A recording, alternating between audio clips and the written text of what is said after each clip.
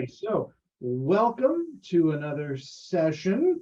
If we remember last time, we left off in a pretty exciting state.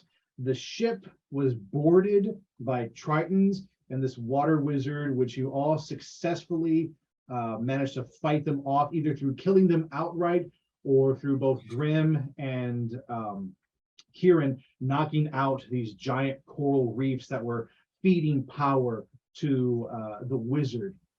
You managed to defeat them, but the ship was careening into the maw. And both Kirin and Yassin literally fell overboard as they were trying to unfurl the sails and get everything tightened and batten down the hatches and all that. And Nim tied a rope to her, dove in, and managed to catch up with the two of you, grabbed hold as the ship literally was plummeted in through the portal and popped up, very Pirates of the Caribbean at World's End style, just pops up in this new land, which Captain Persian Cassire is super excited that he got through.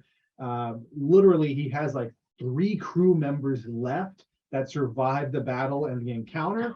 But he's not a man who cares about that too much. He is super interested in all of the riches to be had within Hyrule Castle.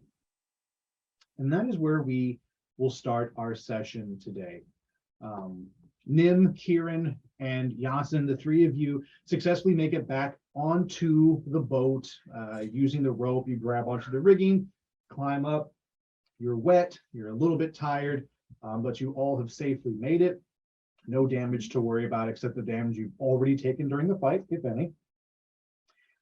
You see Captain Persian, and he's just running out to the bow of his boat, literally to the tip of the nose, and he's looking out at the sea, and in the distance you can see these ruins, and he just turns to all of you and just starts grinning.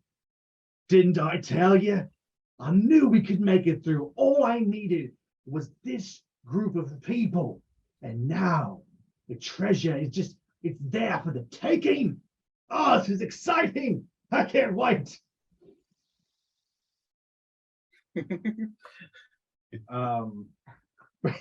Persian goes back to the wheel of the ship. Literally, he's like a kid in a candy store. You watch him run up one way to this, he's looking out, and you watch him run back down and run up the other side and get behind the wheel. It's like, ha ha ha.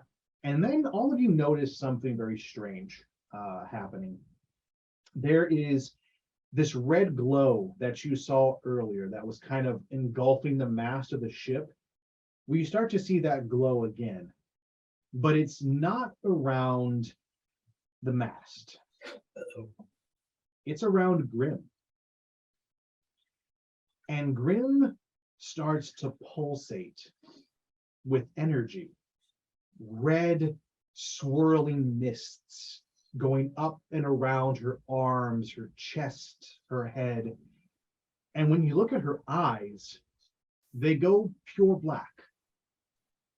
But you can tell that this isn't Grim doing it.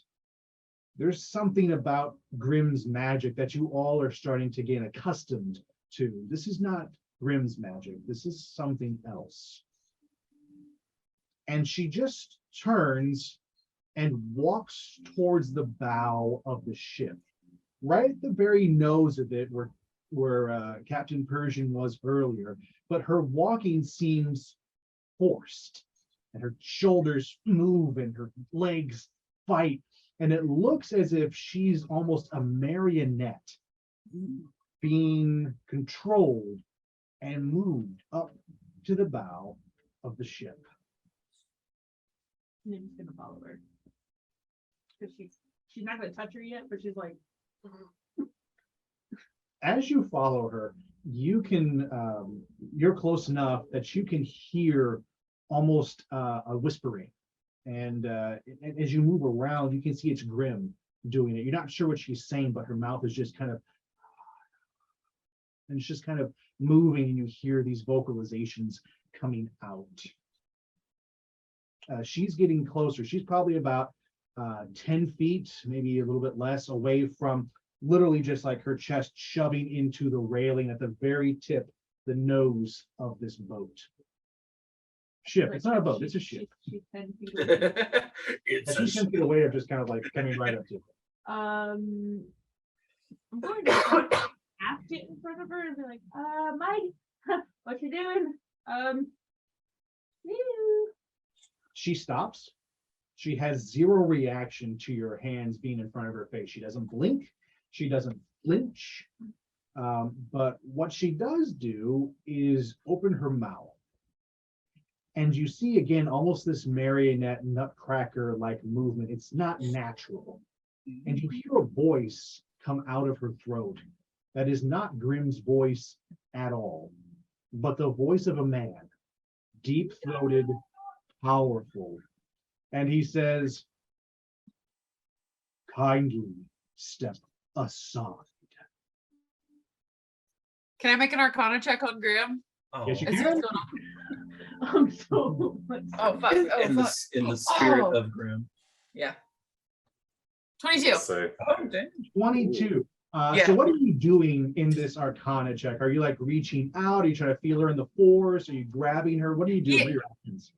I can I try to like pull her like to the like she seems to be like taken over by something. Can I kind of like reach out, see if she's still there and see what's taken over her?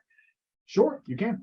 Okay. So as you kind of reach out with your magical senses, your sixth, seventh, and eighth senses, all the ones that mages possess, you encounter a barrier.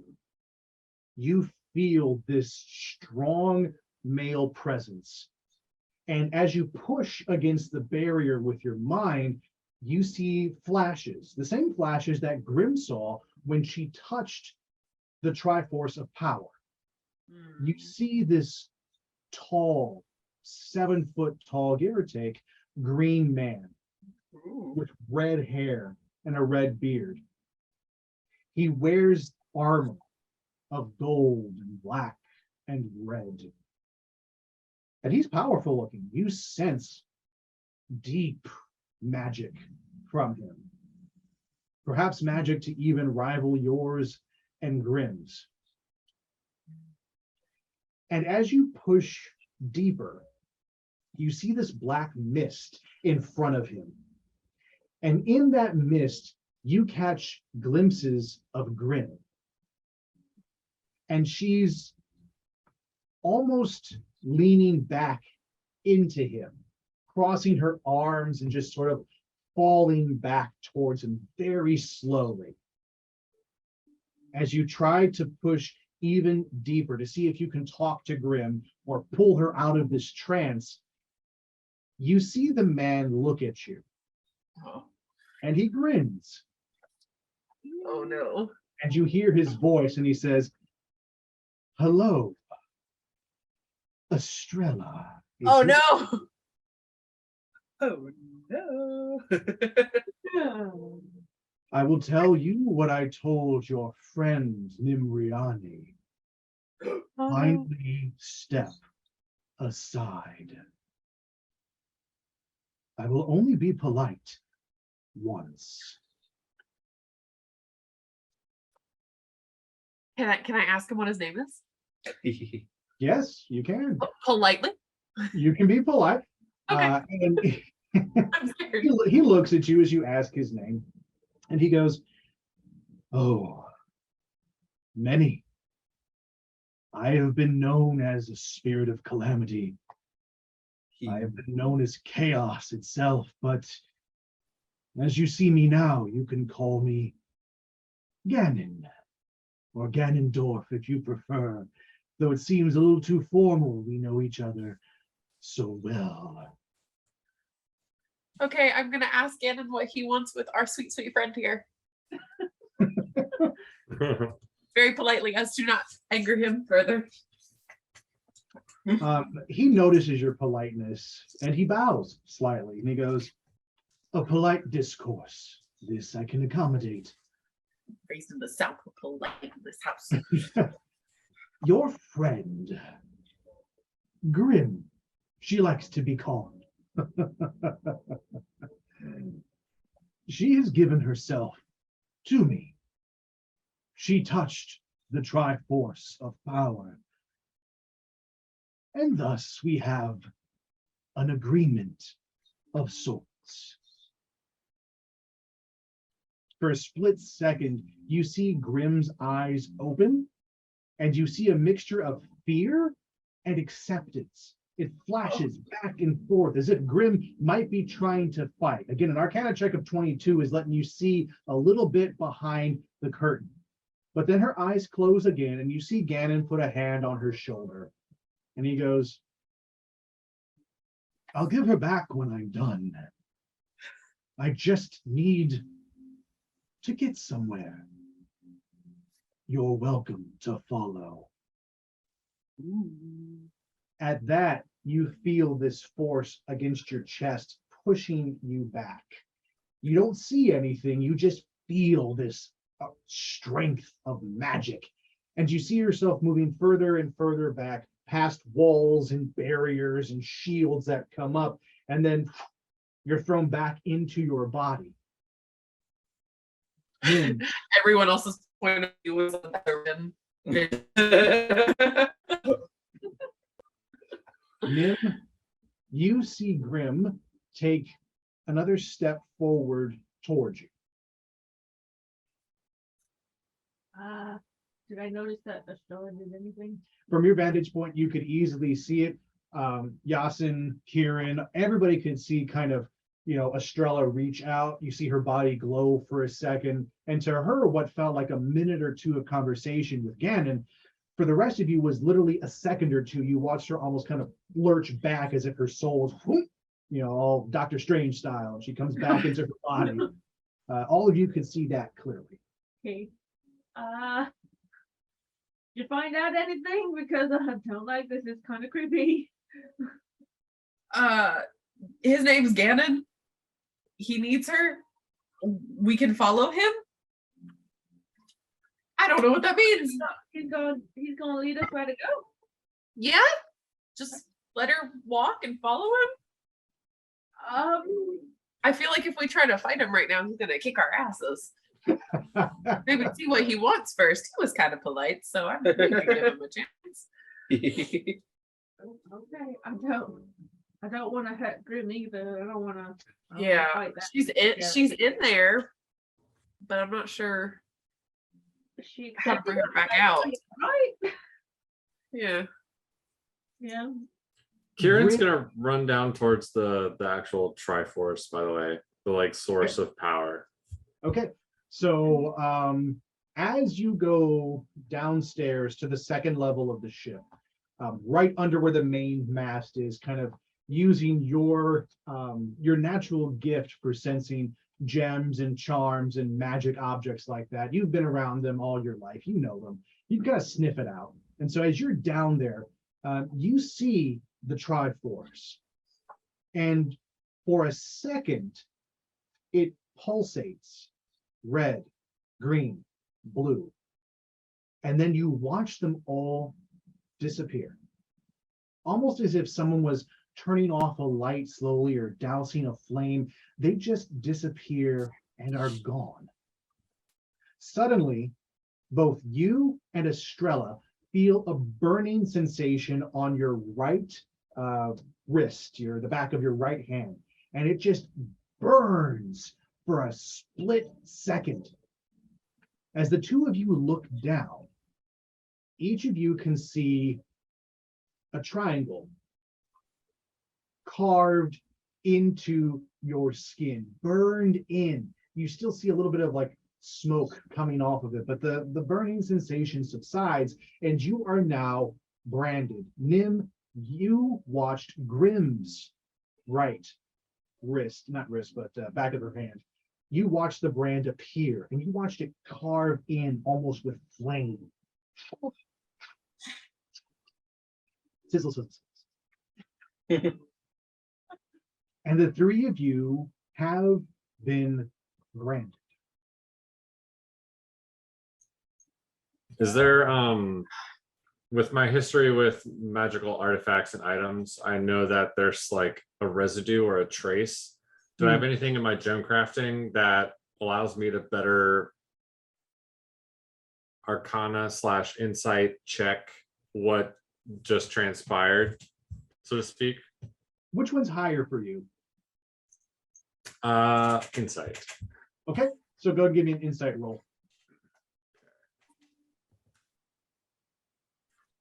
19. Okay, so in your bag of goodies, I imagine Kirin's carrying like a satchel of some kind. Yeah, he's So- got a little pouch. So in that you pull out a, it's almost like what people with diamonds and gems would use against their eye to sort of check the clarity of the particular gemstone, the cut of it.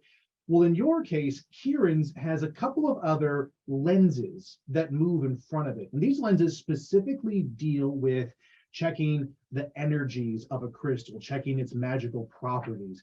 And so you flip a blue and then a purple lens down. And as you bring these two down, you can see this residual energy. And it almost looks to you like small fairy lights kind of twinkling around the ship. But there is a trail that clearly leads to your hand. And then two trails that lead up the stairs that you came down and out onto the main deck of the ship. Important question. Is it in my rock arm or in my non-rock arm? Which one's your right hand? Is your right hand the rock arm? Yes. Then it's in your rock arm. All right. It is representing my soul stone now. I'll follow the trails upstairs, keeping a study on like the intensity levels as I go up. As you move up, the trail gets brighter.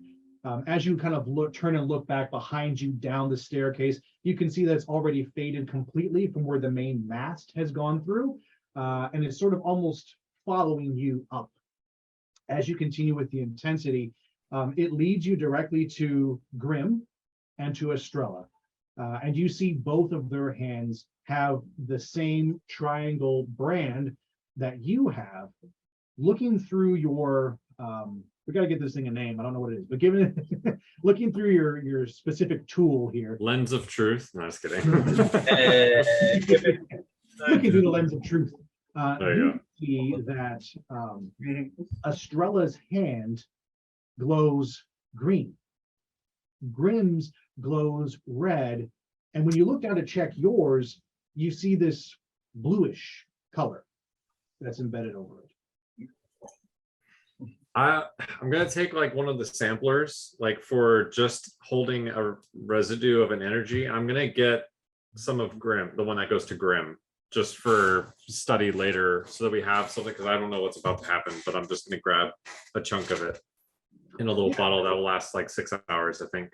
Yeah, that sounds like a plan. And you do that. You just kind of reach out, and by this point, the rest of you have noticed Kirin come back up the stairs, and you see him with this piece, sort of like he's just like almost like squeezing it. And he's just got it like, you know, he's an expert with this sucker. He's just got it in there in his eye. And you watch him take this vial, this almost phylactery, and gather these energies up and just kind of cork it, put that away. And when you look, you can see that you have red energy inside of this vial, and it's glowing bright. It's not fading, but again, you got about maybe 6 hours on it before the seal on your phylactery will start to dissolve. Cool. Grim/Ganon takes another couple of casual steps towards you, moving slow, but each step that Grim takes, she seems to be more and more controlled. They're less jerky, less marionette, and more natural. What to do? I'm just gonna follow her. Should we have Persian adjust course to like where Grim is Wherever pointing? she's going. Yeah, like wherever Yeah. she's pointing. Walk towards the front of the boat. I'm gonna be like, you can't get off that way. You're just gonna point where you want to go, or I'm kind of stepping aside at this point because Okay. So Grim comes right to the side of you, and she turns and looks down because she's a little bit taller than you are. And she looks down, and you hear Ganon's voice come out, and he goes, "I appreciate the concern. I have it under control. And the head turns again, almost at an odd angle, but then corrects itself. And you watch Grim take 2, 3, 4 steps and stop just at the edge of the boat, of the ship. You hear Persian out there. He's in the back. He's going, "Hey, what's up with Grim? She okay?" No, I'll fill him in on what's going on. Look, I'll pull us into port. There's one not far from here. If Grim's been hurt in the fight, we'll take care of it. Don't worry about it. I'll see it. Don't worry. I'll make sure she's okay. And he gets ready to turn the wheel. Right as he turns it, Grim reaches out and just casually puts her hands on the ship itself. And the red energy that radiates from her just travels to the back of the ship. And you hear the captain scream out, "Bloody hell!" And the ship starts to lurch forward, almost as if there is an engine, but it is the power of Ganon and the Triforce that pulls the boat through the water. As you look out the side, you see that the boat is moving so quickly that the front of it is lifting off the water and hydroplaning just a bit. You see Captain Persian gripping against the wheel, fighting everything he has with the ship. But as he turns it, it kicks one way, and literally you just watch the wheel slam against his head. Oh, shit. Oh, He no. deserves that. And blood is trickling from his mouth. There's a cut against his temple, and he looks dazed. He's hurt and kind of drops to one knee as the wheel just spins out of control. You are flashing past islands, trees, mountains. You are heading towards the ruins that you saw off in the distance. Okay. All right. Hi, we're like going over land. No, it's Oh, okay. you're hydroplaning on the water Okay. a bit. Just out the sides, you can see these different land masses going by really quick. If you had to gauge a speed, you're going easily 200 knots. This thing is booking, and it's getting faster. And you just watch as Grim leans her head back and opens her mouth, and you just hear this just come out of her mouth. Within seconds, the boat is careening towards land. You see behind it in the distance this dilapidated castle. In front is this ravine of rocks and perhaps used for mining or lumber. You can't tell because by the time you see it, the ship slams into the ground and just starts skidding as it gets closer towards this mountain. I want everybody to give me a dexterity saving throw. Yassin's I was about to say. My fucking my ship. ship. Dex save. Dex Don't worry, Captain. Save. Buff out those scratches. 17. Okay. 21. 21. 10. 10. 13. 13. And our good old captain. He rolled a 1. That Oh, poor, no. poor man. Oh, he's gonna have a bad day. This is gonna be bad for him. Okay, so here's what happens.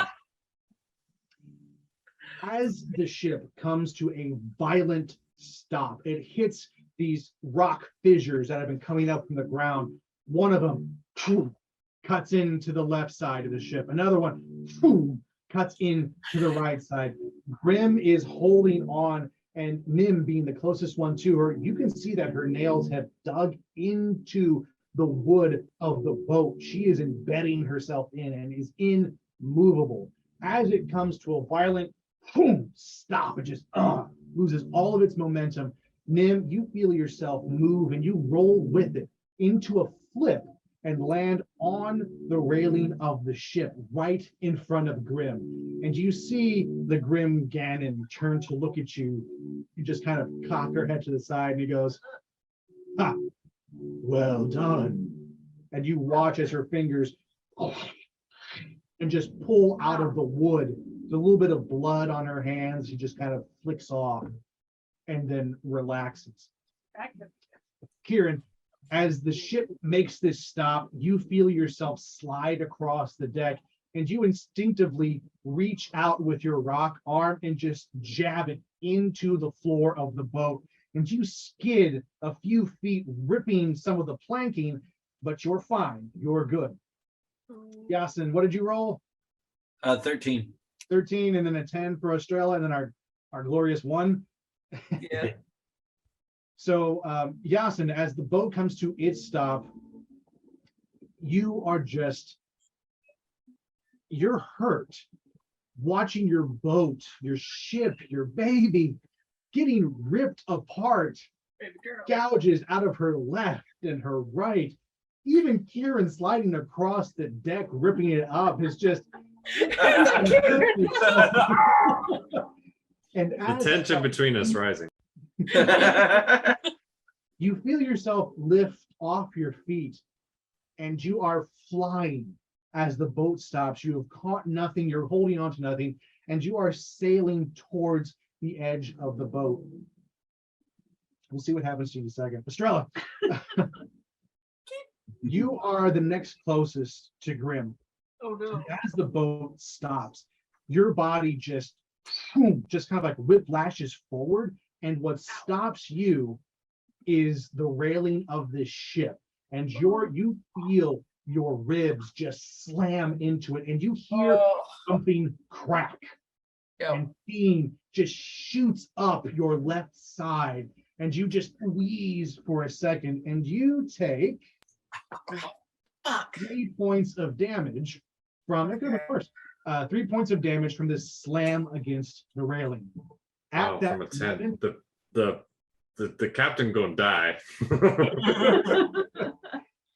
At that moment, you feel something slam into your back. Oh, God. And it's Yassin. You just all of a sudden. I'm sorry.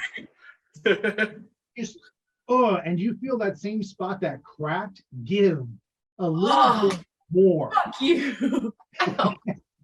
And for that, we're going to use one of my bloody dice. And you're going to take another 4 points of damage from Yassin slamming into you. Yassin, you will take. Let's rolling, man. What is that? Another 4. And Yassin, you'll take 4 points of damage as well. So it's a total of 7 for Astrella and 4. The entire last session we did was a fight scene, and I didn't take this much damage. Uh-huh. Right. It's the things you don't expect. Now, what all of you hear as you sort of kind of come back from where you landed and hit is this unceremonious, horrible scream. Just this, as Captain Persian is literally launched from the top deck where the wheel is of the ship, and you just watch him fall over the left side of the boat as it hits. Oh, not again. And he just goes over. The only problem is that there's no water anymore. Oh, All of this boat, if any of you turn to look behind you, has gone 30 feet on land and has just gouged the earth, the rocks, the trees, everything. You can see this big rip. And the boat is gone. There is no way she will ever get back in the water again in her condition. The holes in her side are 10, 15 feet long, giant rips into the superstructure. Can she be repaired? Maybe. But it's going to take some money and the crew. Either of which you have. Oh my Oh. god. So we're Rest in just peace, Yassin. oh Oh man. We lost 2 people, 3 people today. The Tom, boat, Persian and Grim. As everything settles down, you see Grim turn, and she looks at all of you, and you hear again the voice of Ganon come out of her mouth. And she goes, "You survived. Huh. Unexpected. You are welcome to follow. Do not get in my way. Grim and I have a mission. I will be leaving shortly. Gather your belongings, or don't come at all." And you watch her lift off the ground and gently land maybe, 10 feet away from the boat, just and is continuing her slow walk forward. You see where she's going, that Ganon has taken this boat to this ravine and this giant hole inside of the mountain face. You're probably a few miles away from the castle itself that you can see in the distance. If you had to judge, maybe 5-7 miles max. You get the feeling that this cave may even be a part of the structure of the castle itself. And Ganon is key on moving inside and is waiting for no one. okay. Where's the captain? No. Can I like peek over and see if he's dead? The captain's looking like Yamcha, like Yamcha's here.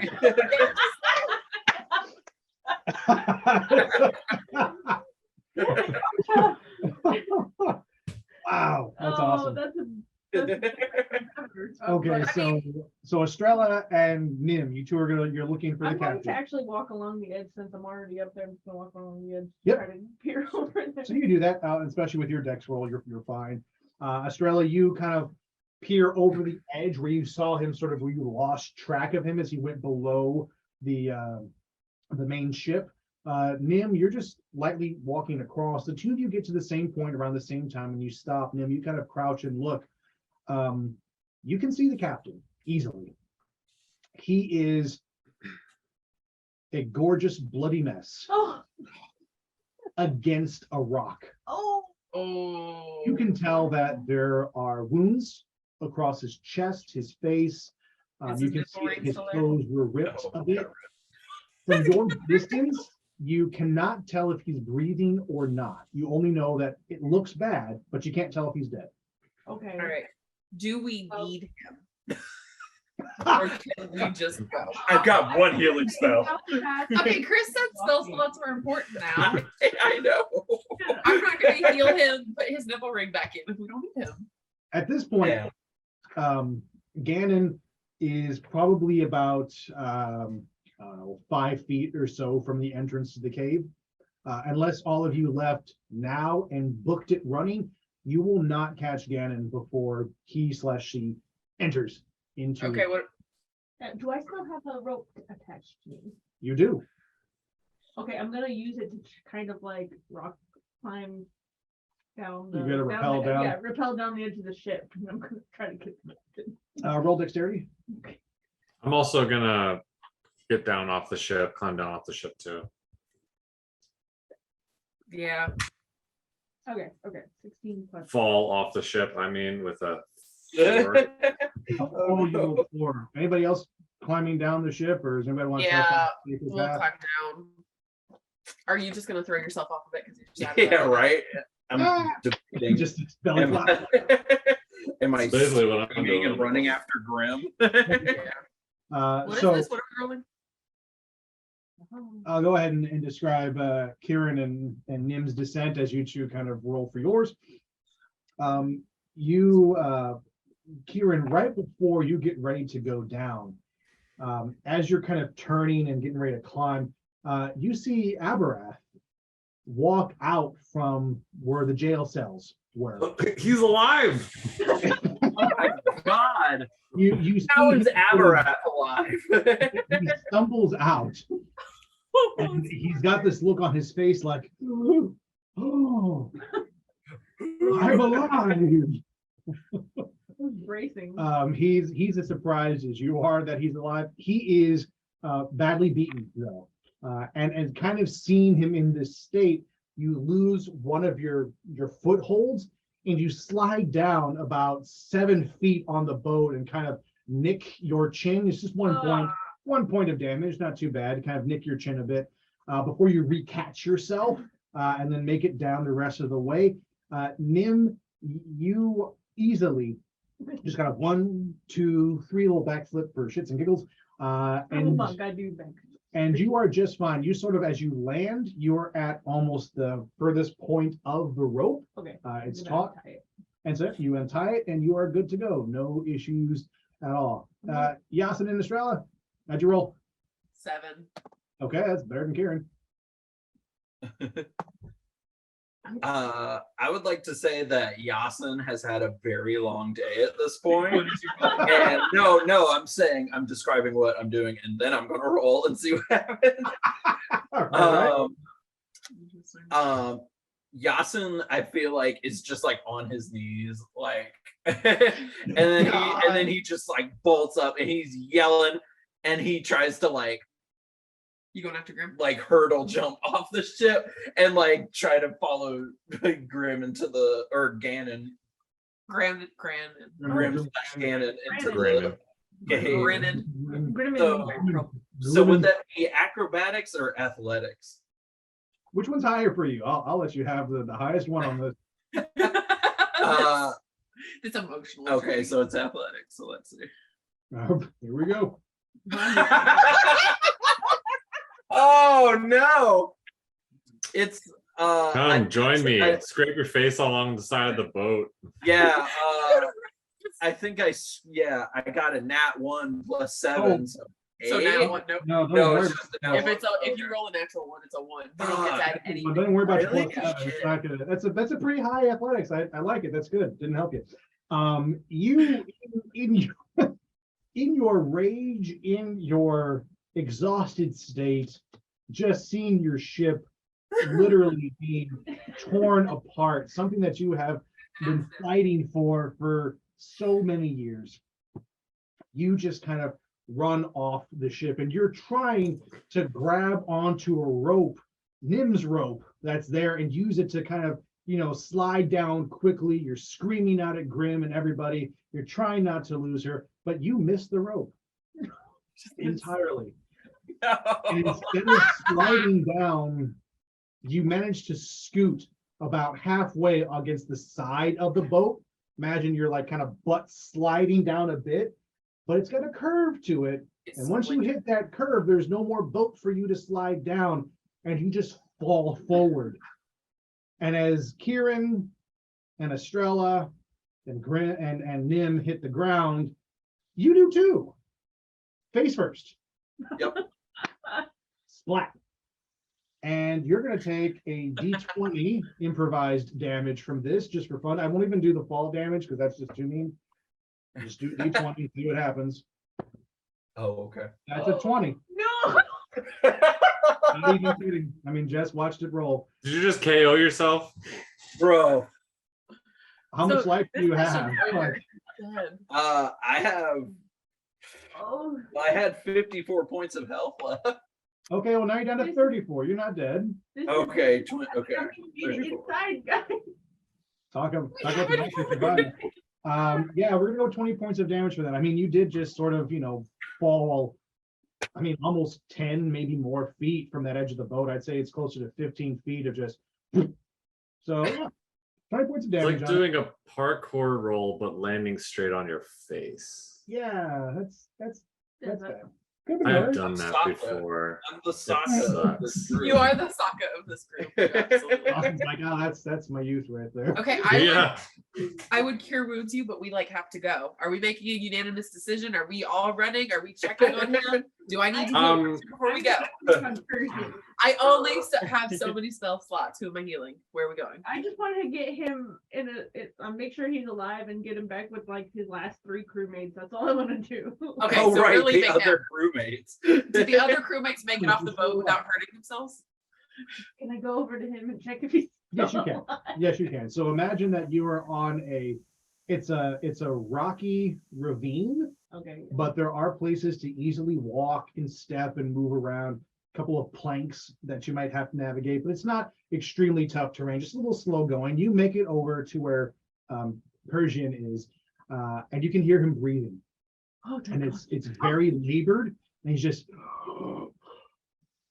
it sounds like it hurts. He is not really responsive, like he doesn't acknowledge that you're there, but he is breathing. If I gave him a health potion, you can walk, or he's not okay to walk. He is making death saving throws right now. Oh God. That is where he is. From a player perspective, he is making his first death saving throw as you come Okay. to. I only have like 2. All right. I'll yell. Nim, do I need to He's come over handsome there? Nah, it's okay. He's handsome enough. I'll give him one of my health potions. Oh. Okay. So, How do you doing this? so he's completely unconscious though.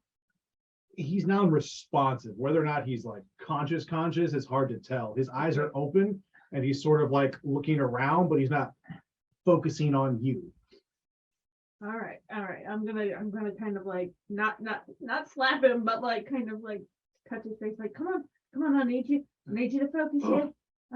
Hold on. No, breathe. Okay. Here we go. Just slowly. We're going to just. And then he drowns. Oh, So kidding.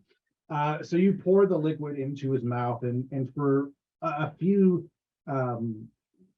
brief seconds, you sort of almost watch it kind of pool up in his mouth. He's not quite there to swallow, but you're kind of coaxing and almost massaging. He just, and some of it starts to run down his throat, down the sides of his mouth. Immediately, as this potion takes effect, you can hear things almost stitching together. oh. Like you're hearing some of his skin stitch, you're hearing a couple of his bones kind of almost like push back into place. It gets him out of dying. He's definitely not going to die now. And he's going to do, what are your healing potions? What are their role I for believe it's a. For healing? Like a D8? some reason my thing's not showing right now, but I don't know how to check that. Roll a D, just roll a D8 for me. Mine don't die. 5.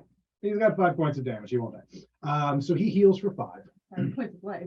5 points of life, yeah. And it's enough for him. He's stabilized. He is able to sort of look and focus. All of a sudden, you see his eyes focus in on you, and you kind of hear this ragged voice come out and like, Nim. It's okay. It's okay. Don't worry, guys. Don't talk. We're going to get somebody down here for you. And she's gonna yell up to her. Hi, we need somebody down here. You see the man. The lizard man. No, not the lizard Oh, man. not the lizard man. You see the bald-headed guy who you all met on the shore at the beach. This little pirate hand bob kind of guy, and he comes up like, "Hey, what is it? Is that Kesiah? Is he all right?" Well, he's No. not all right. Oh, we'll be right there. We'll be right there. And you see him duck away, and you hear this kind of like almost wood kind of moving and planks being thrown aside. And you notice that there is a hole towards the bottom of the ship. And as you hear the sounds of planks being moved, it's these pirates have almost created like a small plank walkway down the 3 levels of the ship. And you see Pirate Bob pop out, and he's like, "There's a cat. Come on. And you see the 3 remaining ones, the lizard guy, Bob, And the guy you saw mopping the deck, he's still alive too. The three of them Good job, man. kind of, hey, that broom, help him out. You see the three of them kind of rush over, and then Kirin, you notice at first, you see Abarath slowly coming down the planks as well, and Imagining it. You see him, his labored breathing, but he's trying to be a part of the crew and trying to help with what strength he has left. The three come up to you, Nim, and you hear Bob. Oh, you gave him a health potion, did you? That's all I could do. No, that's great. You saved his life. I think we can do it from here. You go with it? I gotta catch up with my people. We got it. We'll make sure he stays okay. Are you all right? I mean, you're pretty Well, banged up in that fight. Dawson, he just fell on his face, so I don't know if he's all right. Oh, mate, that's not gonna wash out. You gotta, and you do have this sort of like gash in your forehead, Yassin, that's kind of bleeding. A very nice, whatever it is, water genasi's bleed color. Cerulean. It's a cerulean. But you're just bleeding there. You're okay. Your head hurts. You got those 20 points of damage lost, but you have plenty left. You're still all right. But you hear Bob kind of going, if you all need to spend the night somewhere safe, if you need to kind of rest a bit, the ship's yours. I mean, we'll take turns. We'll keep watch. Kirin stands up.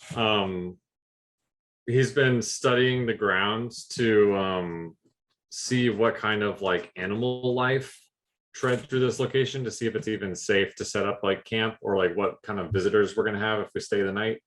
Yep. There is, roll nature for me. Ooh, 19 plus nature 2, so 21. Okay. So there's a couple of things that you notice on the ground as you're kind of doing your tracking and investigating. One, you notice these holes in the rocks. And at first, they seem as if they could be just, random holes. Rocks get holes in them as they smack each other. But you notice that there's a pattern to them. And they move in a 6-hole fashion. 3 on either side, as if it's some sort of an arachnid spider type creature. And as you look down, you can see that there's a clear path that goes into the caves and out of the caves, as if this is a well-trod location for multiple spider type creatures. Given the gait of their stride, you can tell there's a few small ones, but at least one matron spider, a female who is probably close to 7 to 8 feet long. I think we might want to find somewhere that's not a game trail if we're gonna be setting up camp. Just a thought. And I'll point out the tracks to the others. I look around at the group and go, "Who are you people?" All right, I'm gonna cure wounds, Yassin, I guess, so he can help us. Well, if she uses cure wounds now and then we do a rest, she'll return that to use, right? Yeah, Yep. absolutely. Oh, okay. Then, yeah. All right, I'm gonna do cure wounds 2nd level. Okay. So that is for 14. Oh, sick. Not bad. Yeah, Those so are goes. up into Thank the high you, ladies. 40s. Thank you, Lane. Thank you, lady. Thank you, ladies. As- But As you cure wounds on Yassin, everybody can see the wound on his forehead literally just kind of stitch back together and heal up, and all you have left is some dried blood on you. The wound is gone. And you have been healed for 14. And you know who we are again. Yay. No. yeah. The concussion that Brain was- damage is gone. It is gone. Nice. Okay. So are you all going to follow Grim through the cave? Because if anybody is turning and looking, which Kirin would have since he's following the trail, he just watched Grim's figure pass the threshold of the cave entrance. How far? You guys are about 10 feet from the cave entrance. Are we going? We're in no condition for a fight. I would No, we're Yeah. not. advise I'm feeling pretty taking a good. rest over there in the shade. Sure. We could also barricade some of these holes in the ship if we want to get some people inside. Maybe. I don't know. But I also am very worried about Grim or Ganon or Grammon, whatever you want to call her. Brandon. If it's all assigned to me, and you see Bob kind of looking, the large lizard guy has picked up the captain on his own very gently, making sure to keep his neck supported. And you see him kind of walking back. He goes, the safest place for all of you is going to be on board the Dawn Weaver. We can barricade that hole again. It's pretty easy. At the very least, you'll have us to keep watch. If you're going to spend the night, do it here. I wouldn't recommend going to that cave unless you're fully refreshed. All right. I agree with him. Yeah, if there's giant spiders and shit. All right, everybody back on. Let's go. Come on. All right, so Come on. Nimriani is sitting here kind of herding everybody back aboard the ship. And as you all go back aboard, you can see the Bob and the deck washer kind of pulling some planks in front of the hole to kind of keep it barricaded. They pull a couple of cabinets and dressers that Grim and Yassin, you would have recognized them from Persian's cabin as they just sort of like lurched all the way forward. And so all of that is there. Abarath is gone back on board with everybody. Someone carried him back. As you all come back up to the top deck, you can see that the sun is starting to fade now. It's starting to get into that setting position. Let's get real low. It's getting real low. You see these red hues spread out across the water, the mountains in the distance, and behind the castle. And just above the castle's highest ramparts, you see these stars appear. Stars like you've never seen before. These are not the stars of Faerune. They're not your home. You don't recognize the constellations or any of the patterns, but you do recognize the same colored rip that you have seen most of your lives in Faerune. You see that rip here in Hyrule, and a second rip that has appeared off of it. So if you think of the main one as this almost rainbow reddish line that comes down, now a green one has split off from it.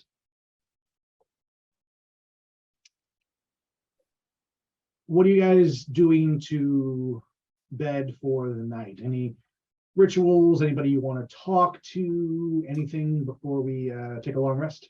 I have a Can I- time limit. Go ahead.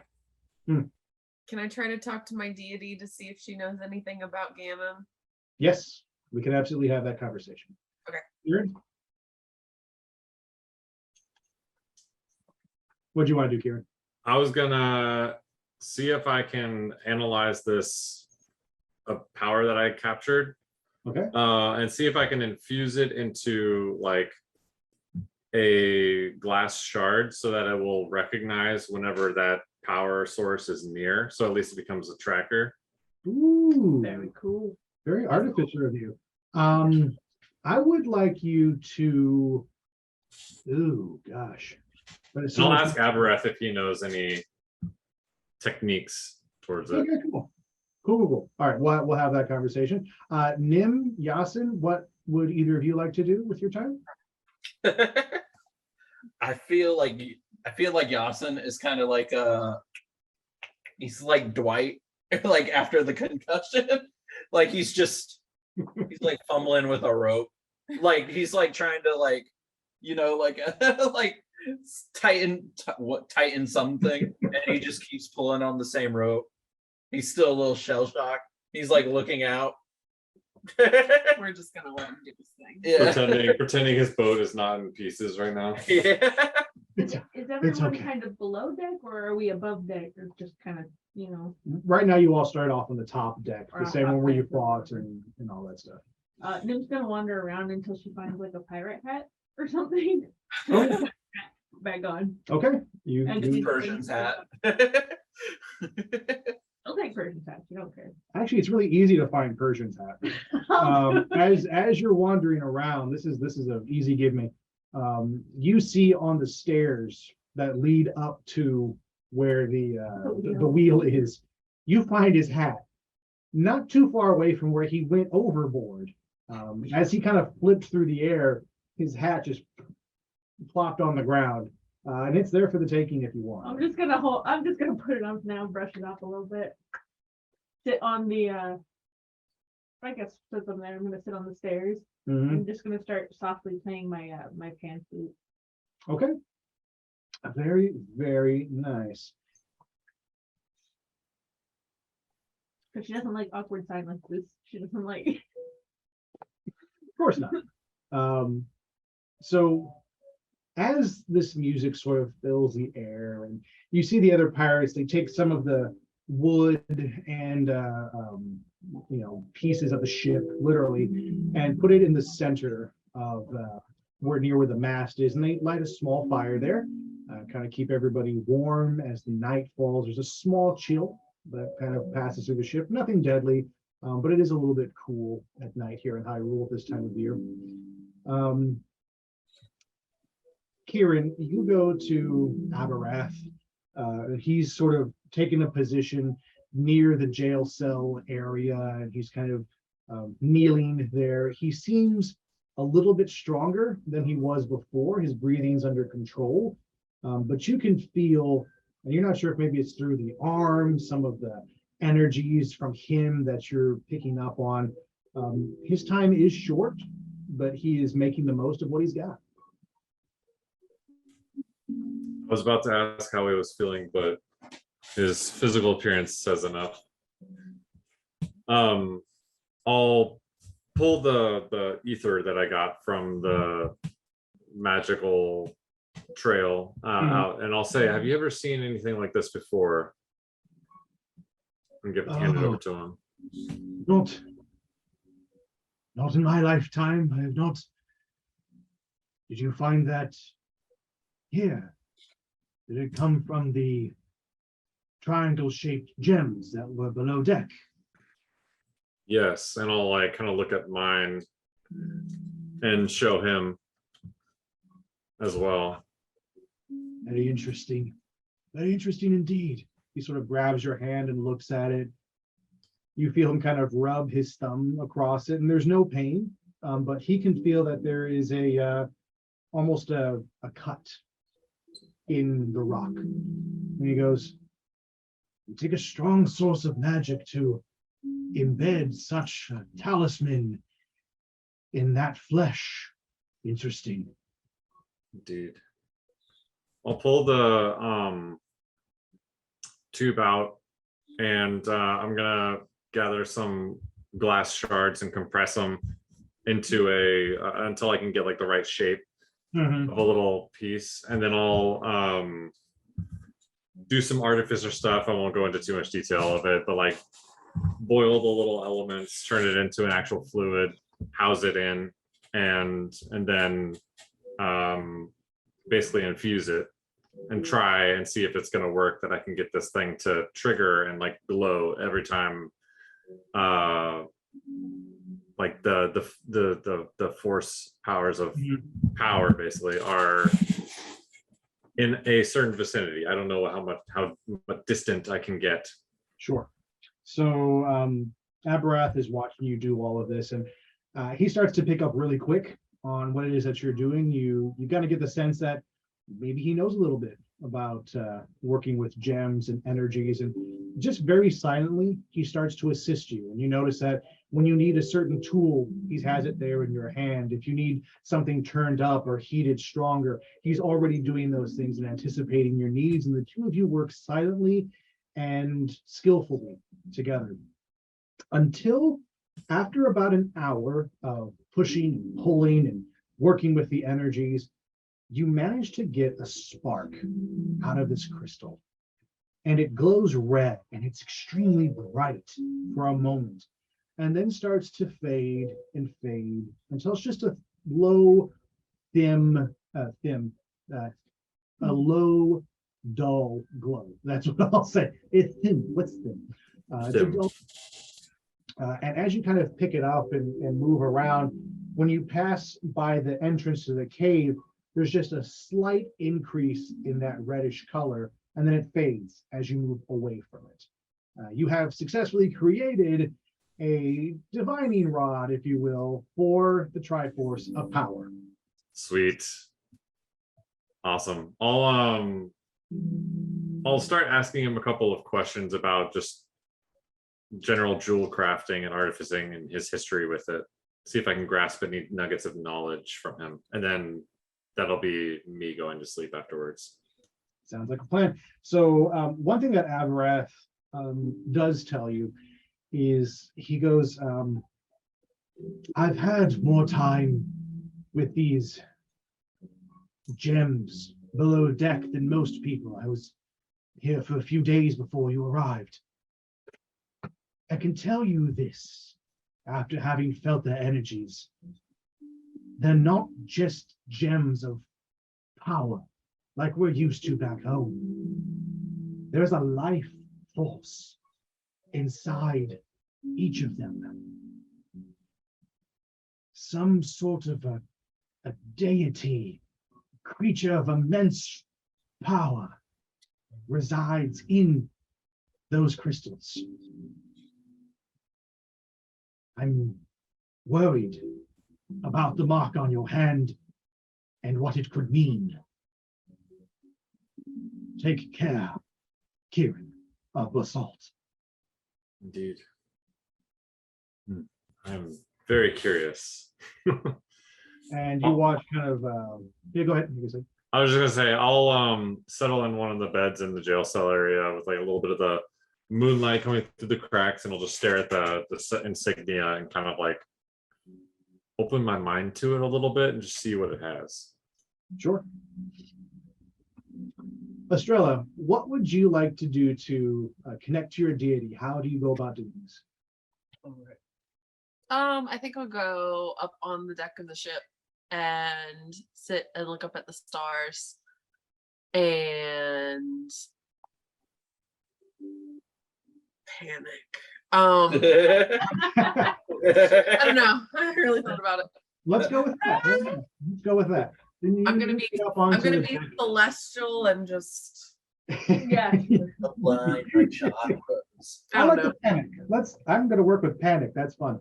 So you do that. I You like get to work with panic You're too. literally you're opposite the wheel. The wheel is kind of behind you, and you move to the furthest point of the highest part of the ship.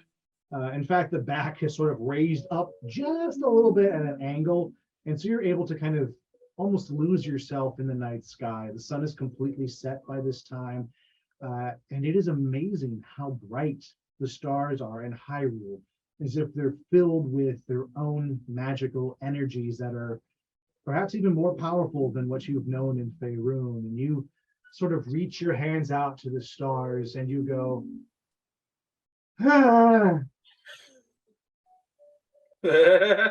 And with that sound, you call your deity.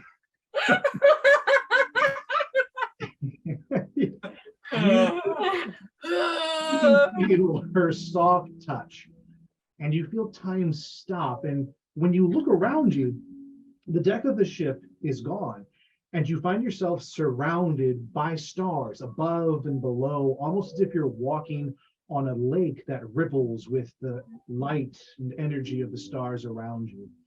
And standing in front of you is your deity, whose name I cannot remember. We said it was like Luna or Lunas or Lunai. It was something moon-like, wasn't it?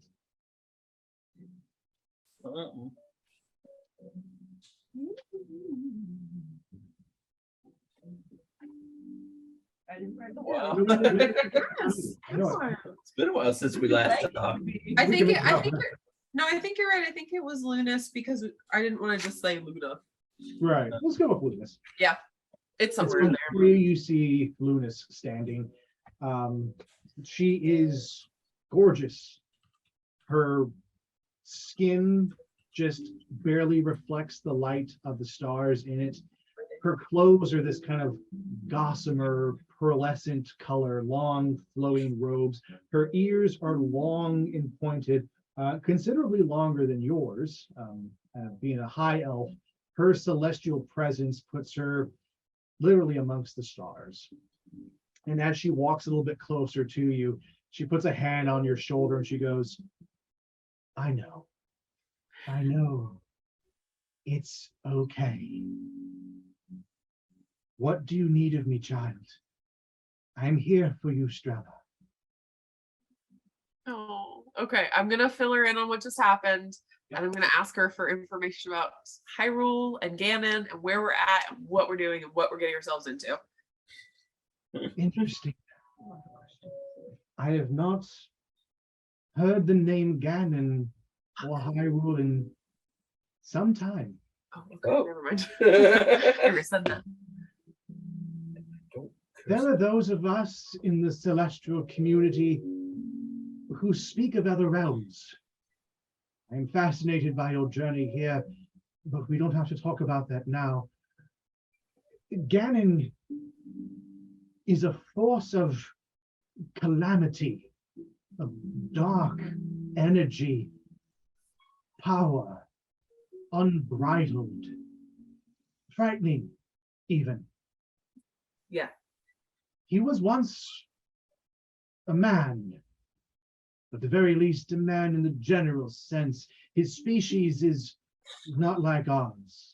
Gerudo, something like that. But he was once mortal, and he sought the Triforce for his own gains. When he encountered it, it changed him forever.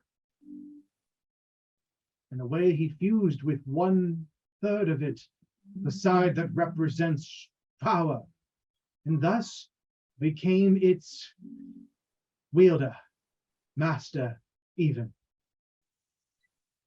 She looks down at your hand. She goes, on your hand, what is this? I don't know. Oh, my child, my child. She grabs your hand and cups it, and you just watch her put it to her forehead, and you hear her start praying, something that you've never heard of your deity before. Uh-oh. When your deity has to pray to another deity. Oh, fuck.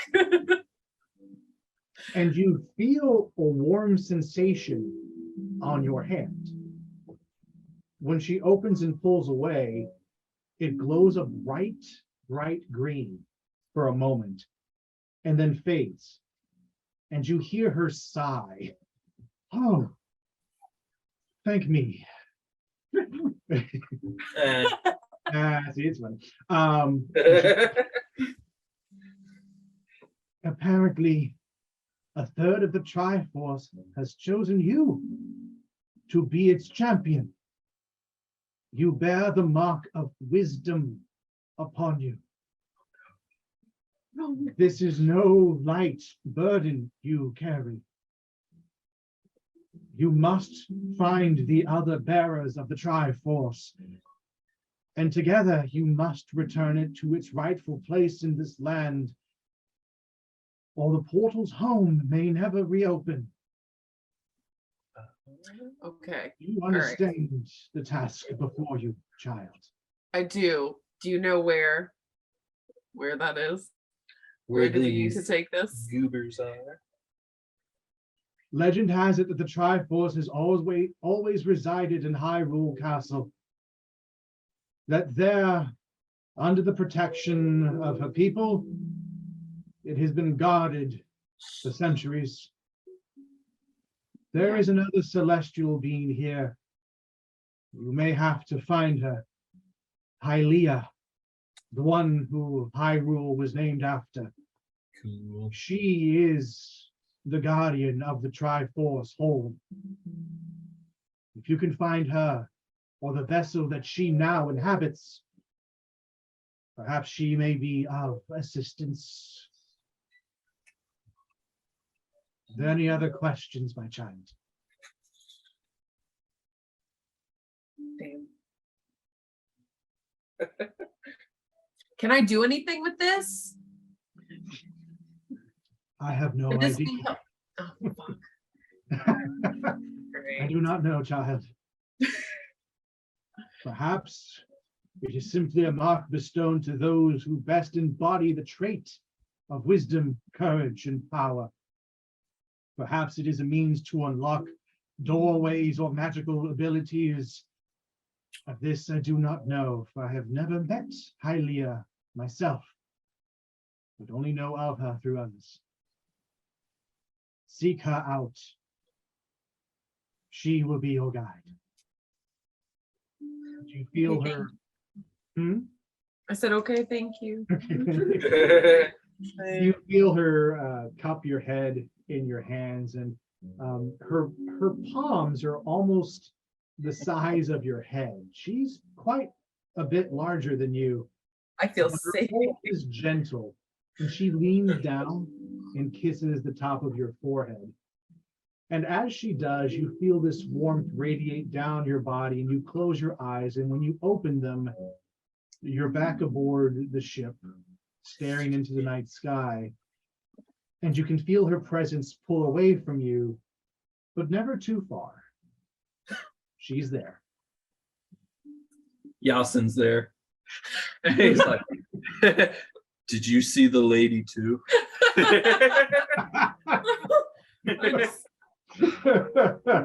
Oh. I was having a really nice moment. Okay. No, that's all. I'm learning how to role play. That's hilarious right I'm there. just gonna take Yassin. I'm gonna say, come on, buddy, and I'm gonna take him down and just find him a place to go to sleep. Yep, like a little toddler. Tuck him in. And you do. In fact, the closest place to you would be the captain's room, which you can now clearly see as half of the boards have been ripped off on one side.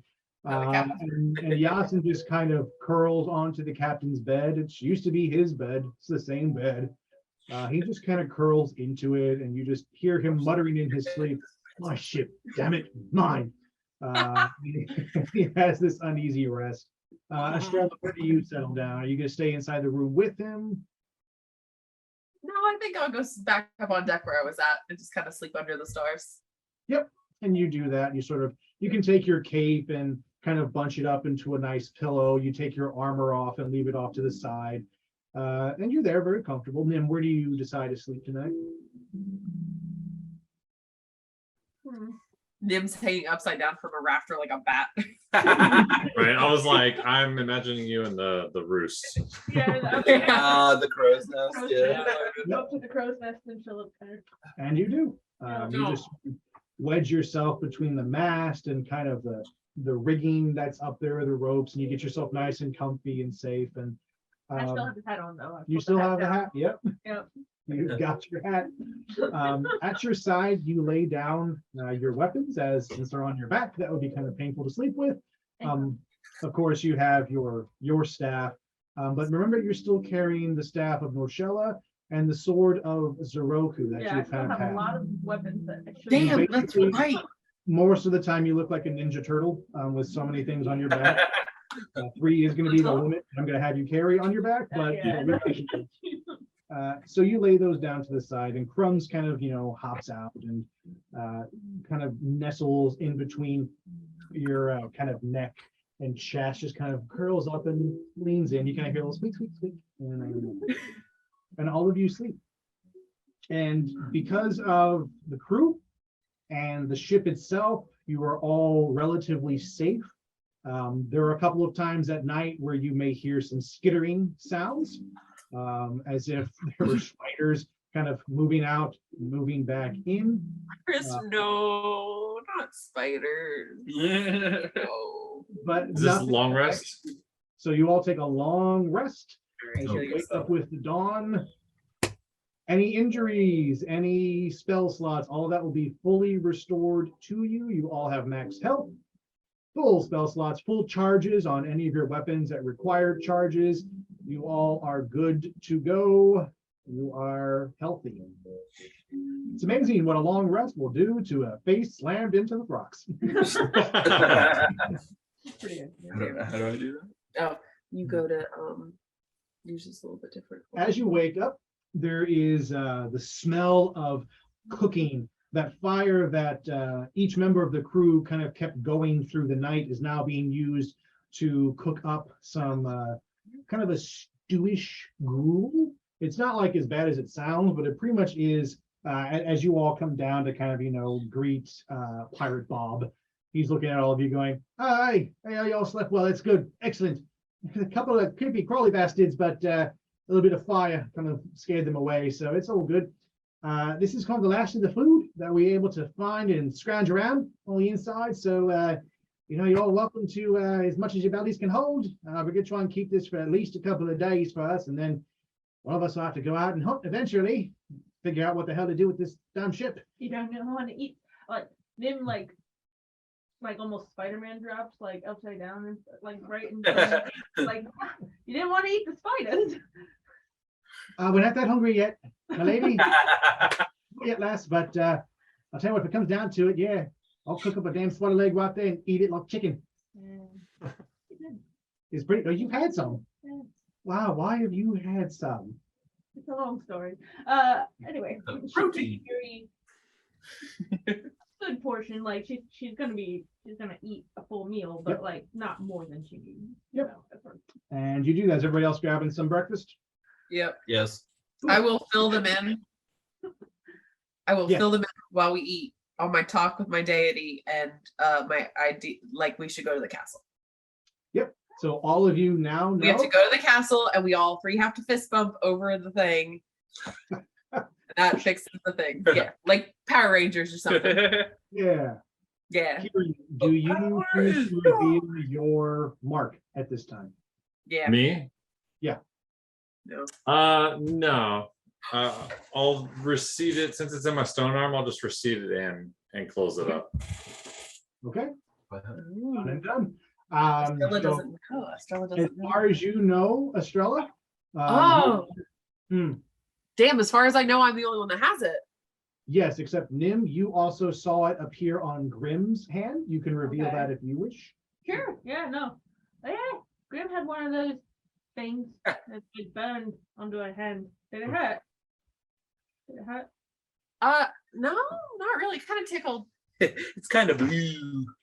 Okay. So we're missing one. We're Well, missing one. Anybody? Maybe Nim we'll looks at find- both of her hands like she unwraps, her, like just her wraps a little bit. No, it's not me. All right. No. So as Can far I, as everything, wait, knows, can I insight check, Kirin? I Kirin mean, has said nothing. yeah, there's- Yeah, Karen's just eating. Kirin is just like getting food and then taking it back to Abereth. So. yeah, there's really no reason why you would suspect Kirin at this point. You've been awfully quiet, Karen. He's just standing there like, huh? So as far as you all know, Astrella and Grim are the two bearers of the Triforce so far. Estrella, you know that you have wisdom because your deity told you that. You can all suspect which one Grim would have. Like, I think that's a pretty much a given. So really what you're looking for is the bear of courage. And that's the ones you're missing. As you all kind of go about getting your equipment back on, armor, weapons, all that kind of stuff, getting yourself ready to travel out. You All my random weapons. you see literally climbing up the side of the ship and hopping over the blonde-haired elf who both Grim and Yassin you saw in the captain's cabin playing the piano earlier. He looks at all of you and just sort of nods, goes up to the pot, and you hear Bob going, "Oh, hey, how's it going, Chuckles? Yeah, we got a bowl right here for you. Here you go, man." And you just see the elf called Chuckles just sort of nod, and he starts eating. That's his real name. "Oh, lass, he don't talk. He's never said a word in his life.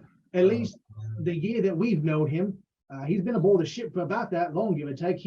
We assume he was displaced. We found him with a bunch of other refugees. But boy, is that kid good with a sword. Holy shit. The things he can do is like magic. swords in pots. But God Almighty, keep him away from pots. He breaks every damn one. Don't know what he's looking for, really, but anyway, the captain took You his. don't know for hiding a pot, man. Like, there's so much that people just like to hide in. Like, Yeah, but you don't go breaking it. You just stick your hand inside and you find it. Like, I don't get. but you don't want to get your hand inside. Oh, Like, you don't want to do that. whatever. They're both of you are mental. Anyway, captain took a shining to him, brought him aboard, and he's just sort of been here ever since. Last night, he disappeared for a bit when we heard the spiders, and well, now he's back. Maybe he's scared of spiders. I don't know. I won't say. Doesn't say anything. You don't Now know. it's like grunts. I've only ever heard one sound he's ever made. So I'm like, hey, well, that's about all I've ever heard him do. Oh, Was God. that last time he broke a pot in the captain's cabin? He don't get no pots no more. I like him. I like him. Yeah, whatever. Whatever. And so you see Chuckles, the elf known as Chuckles. He finishes up his bowl, hands it back to Bob, and then you watch him do something interesting. He has his hands and he does a quick sign, looks at Bob. Bob goes and just shrugs at him. And you watch Chuckles shrug back, and he turns and literally grabs onto the rigging, hops over the side of the boat, and you can just hear him slide on down. And as you listen to him, you hear these kind of footsteps just run That's off. how you were supposed to do that. That's how you're supposed to do that. If you want to take a shot at it, roll roll history. Roll history to see if this may be like Elven sign language you might be able to pick up. So with a 10, you do have a pretty strong grasp of many languages, given your monk's background and everything that you have gone through throughout history. You know a few languages, just none fluently. Okay. And so this is actually a form of High Elven sign. You recognize that it's a Faerune sign language, not something that you don't know, but probably not something he got from Hyrule. Mhm. And all it said was, go now. You got that part, but you couldn't get the beginning where he was explaining what he was doing and then just go now. Okay. Okay. I actually understood him. I wasn't expecting that. Just a little. Just a little bit. You didn't understand that? Lass, I don't do sign of any kind, Elven, human, Tabaxi. I know a bit of Orcish sign language, but only the naughty words.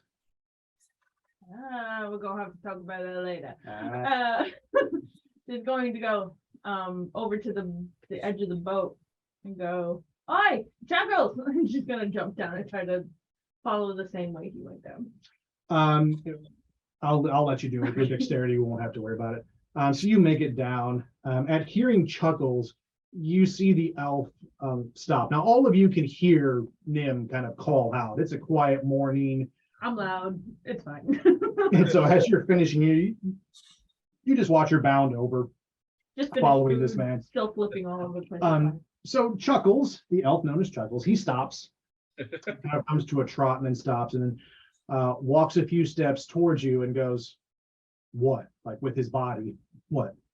Do I know how to sign this sign language, or do I just know how to? Well, I could speak it to him. Mm-hmm. Your real name isn't Chuckles, right? And he shakes his head and kind of gives you an eye roll. Can you spell what it is? Slowly. I'm not very fast with this. He nods and it takes you a couple of tries, but you finally get out L-I-N-K. Link. Link. And he starts to Good point. name. That's way better than Chuckles. Hard to tell Bob up there. I'm just wrong. He gives you a thumbs up. But where are you going? He turns towards the cave entrance and he just sort of points at it. Oh, he's very polite one day, but he uses whole thing. He's Very like, nice. "Whew." Why are you going in there? He motions to his to his back of his hand Mhm. and makes a triangle shape with it, and then does a bunch of signs. And Oh, the only ones that you catch are help. You only see the word help come out. I do know that one. Um, do you need our help? Do you want us to help you? Or are you trying to help somebody? And she's just. He nods at the help somebody. Cool. You trying to help our friend, or do you know someone here? He nods. Ah, I like this multiple choice questions. It's working well for us already. And he just kind of makes this like horse bluster sound. I've heard that a lot. It doesn't bother me anymore. So whatever. Do you want us to go with you now? Do you want help? Find the help for someone like Roll persuasion. okay. Roll persuasion. Let's see. Okay, I'm gonna use this one. This one's good. Let's see what Link wants. What do you want? I have a 0. 18. Pretty good. I actually set it at 10. More than enough. Link looks at you and he motions to the ship and makes the sign for friends. Mm-hmm. Friends. I don't know. I'm just making it Oh, up. I know. I'm just. No, yeah, well, you know, whatever. Oh, she's better at sign language than I am. She knows a lot. All right. So yes, he does friends. So you acknowledge friends. And he goes. And he touches his chest and he goes, "I'll wait here," and points to the ground. Okay. And you watch him kind of turn and kneel in the direction of the cave entrance. And you just watch him adopt this posture that immediately makes you think of some of the masters in the temple that you knew growing up. It's so calm and so deliberate and so powerful. You know that the way he sits and carries himself is not like a child or a typical elf, that there is an ancient history in his movements, like the masters that you've known, the best you can think of. She's just gonna leave it at that, and I'm gonna. Oh, okay. I'll be right back. Or- He holds up his thumb and then brings it back down into his meditative position. So you go back up the ship. Yeah, Okay. Nim don't care. Go up and down. And up. Up the ship you climb. So you tell Ray what goes on. Yeah, Bob. His name is Link. It's not Chuckle. Link, wait, you can talk to him. A little bit. I can't talk to him, but like I can kind of understand what he's saying. Interesting. He knew all that jibber jabber was actually words. All right. Link. The silly. No, I like Chuckle's better, but that's fine. I mean, he does. Link the I Chuckler. mean, he answers to it. Chuckly it's Link. Fine. Anyway, I turn to the rest of the guys. Well, Kirin, I think, is with Avarath, so I don't think he's here. But, I'm back at this point. I'm wandering. okay, ready to go? Cause we kind of have a guide. We got it. I know a guy. I'll pull out the stone that I have and kind of demonstrate that it shines like red, and I'll give it to Nim at like the tracker stone. I built that last night from the energy. It'll help us hopefully it'll help us get a little bit more pinpoint accuracy on once we're inside where to go. That's really cool. That's cool. I didn't know you could make things like this. She's just gonna start like yeah. And as you wave it, like just kind of like blinks a little Snaps it. brighter every time you pass by the cave entrance. That's Wink, really wink, cool. wink. Oh my goodness. Okay. My stone doesn't do this. All right. Oh, Well, if all of you get ready to ship off, then I wish you all the best. Look, if you're heading out towards the castle, maybe you can find some people out there who can help repair this boat. Well, we're in dire straits here. At the very least, we need some way to get back home. Just don't forget about us, okay? vote. Right. Well, it's Yassin's ship. So I have to keep going. Don't forget. And so all of you follow the pirates as they open back up the areas that they've boarded up down below on the bottom deck, kind of slide your way down the planks. And down there you find Link, who has kind of walks up to the four of you, and he just kind of nods and then heads off towards the entrance of the cave. I'll follow him. We're Yeah. following All right. Into the caves. Into the unknown. it. Into the Okay, wood. here we go. Let's get into this cave. Persian's almost dead, but he's doing much better now. Thank you all for checking on him. No one cares. We've got Nim A lovely bunch of coconuts right here. coconuts, yes. Diddly-dee. All Link has, you guys can see that he does have a sword and shield with him. It is attached to his back. And he has his sword sheathed and kind of wearing his shield like a backpack. And he has, those are his weapons that he brings with him. They're not fancy. It's not the master sword and the master shield or any of that kind of stuff. It is literally just a sword and shield. Strong, but it's the master sword. It should be able to do more than that. So, welcome to the dungeon. Look. Couple things to keep in mind. Yes, you can explore anywhere you want, regardless of what the crystal or Link tell you. Link is a part of your party, so he will not abandon you now. You convinced him to join your merry band for the time being. In this general area, you can walk anywhere you want, but as you get deeper into the cave, you're going to notice that the structure of it's going to change, and there you will have to choose specific paths. So, as you walk into the cave, you notice that it is dark. Not dark like magical darkness, but definitely very little light penetrates into this cave system. You can see maybe a good, anybody got dark vision here? I do. You have dark vision? I don't think so. You might because you're half elf. You might have dark vision. Oh, I am. Let's see. Would that be features? I do have dark vision. Aha, two with dark vision. Link, of course, has dark vision, being a full-blooded elf. But Kirin and Yassin, do either of you have dark vision? I don't believe I do. Okay. Do not have. Yeah, so that's the Genasi, and the two Genasis do not have dark vision. That's okay. I can swim. So I put Kirin and Yassin in the back, Link in the front, and then Nim and Astrella kind of behind Link, as the three of you have the best vision in the space. You all can see about 60 feet.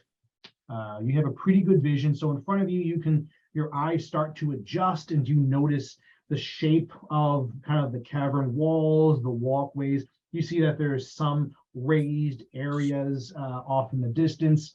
Kirin and Yassin, the two of you, your vision is cut down to about 10 feet. You can see the party in front of you and just a little bit past them, but it's pretty dark for you. Unless you light a torch or something, it's dark.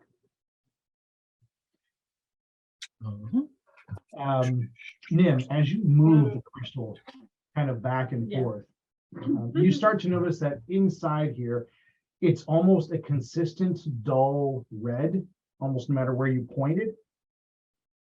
And so Link kind of looks at you quizzically and raises an eyebrow. Oh, it's like a tracker. A friend went in here. Well, she wasn't a friend at all that time, but like her body was still our friend, but like not her. But anyway, apparently a cool little new member of a crew here, he can make this and it tracks. He notices you constantly, like the way you described Grim and her motions. He looks at you and he kind of goes like a marionette. Yeah, she was like moving like a puppet, like, and she wasn't speaking with her voice. She's not that deep. She's just, I was a man And he goes, who? None. None. Yeah, I think that was his name. His eyebrows raise high, his eyes get really wide, and then you watch this angry expression fall on his face. And you can tell he knows who Ganon is. Well, I'm guessing he's not a friend of yours. He slowly shakes his head and then immediately reaches back behind him, and you hear him shh, and he draws his sword. Hold on, hold To on keep it one ready. second. Hold on a second. Wait. Oh, Kirin's gonna light a torch. enough, All friend. right. He's enough, friend. Like, please don't have that. He looks at you and he goes, All right, I understand, If it's that bad, we need to find her and him, I guess, by extension, and get him out of town. Kirin, as you light the torch, the cavern fills with light. Now you can all equally see all around, about 60 feet. Oh, that's nice. The first thing that you notice is this dripping sound of water in the distance. And the feeling that the cave is considerably colder than where you came from. And as you all press forward, taking small steps tentatively down through the caverns, you can feel the temperature dropping and the sound of water getting just a bit louder.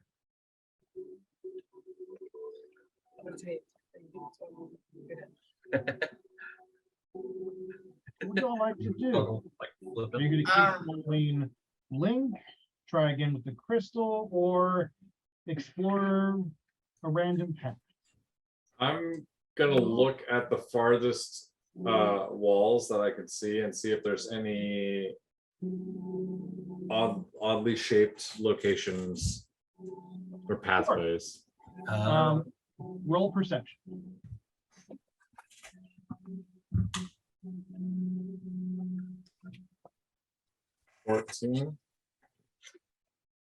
Okay. With a 14, as you kind of move along the rock's wall, it opens up into a cavern with a few different, almost passageways, if you will, 3 diverging paths. But what you notice is that on the wall, there's writing. And you can clearly see it etched into there, but you have no clue what it says. I'm gonna Can go to we- the entrance of that and like look down it.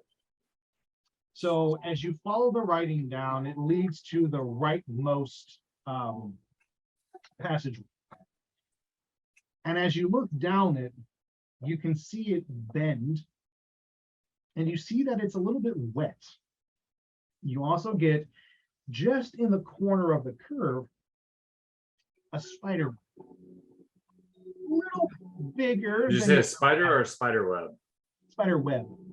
Okay.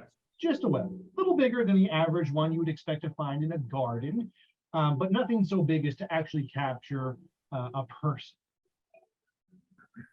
I'll like kind of mention back to the team. I think I found where our spiders come from. Nim's gonna go up to Kirin and kind of like peer around and be like, ah, hey, we probably shouldn't go down that one unless Agree. kind of check the Yep. tracker stone. As you bring up the tracker stone against this particular hole, you watch it dim. Notice it. Aha. Oh, thank God. I knew this thing was Good. this thing. Good. Okay. I'm gonna start wandering towards the left to see if it gets any brighter. The more left you move, the brighter it gets until you pass the center door, that kind of center passageway. You watch it dim again. And as you bring it back, it glows brightest along the center path. Hi. Looks like this one's putting us where we need to go. What do you think? The more left you move, the brighter it gets until you pass the center door, that kind of center passageway. You watch it dim again. And as you bring it back, it glows brightest along the center path. Hi. Looks like this one's putting us where we need to go. Can I, Do we see any spider webs in the center one? do I see any? Can I make like an insight perception or I can roll perception. Make a spider check. Arachnophobia check. Spider chick. 10. With a mighty 10, you can see that, again, this passageway does have some residual water and some dripping into it. You don't see any spider webs with your vision, not right away. All you see is some wet rock, and you can tell that it opens up into something bigger on the other side. Looks like there's actually more space on the other side. I don't see any spider webs, but keep your eyes open. All right, everyone gonna venture through? Yes. Like, Okay. what do you think? Well, maybe Kirin should go first and like with the torch and burn the webs. There are any. Oh, there aren't. Oh, There aren't. all right. Oh, That's the other one. my bad. Kirin kind of hangs back and is curious actually about the far right tunnel. Do you look down the far right tunnel? Yeah, I'm gonna go down to that bend and peek around Okay. slowly. Do I Oh go no. behind? Or Um, no, it's fine. roll perception. See if you notice him staying behind. Six. Six plus 6. 12. 12. It's a pretty high perception. You do just barely notice that it's almost like your battle sense. You can feel that the party has gotten less. And when you turn and look behind you, you kind of just glance Kirin and follow his light as he heads. Like go the other way. Yeah, as he heads towards the right bend. Kirin, roll perception.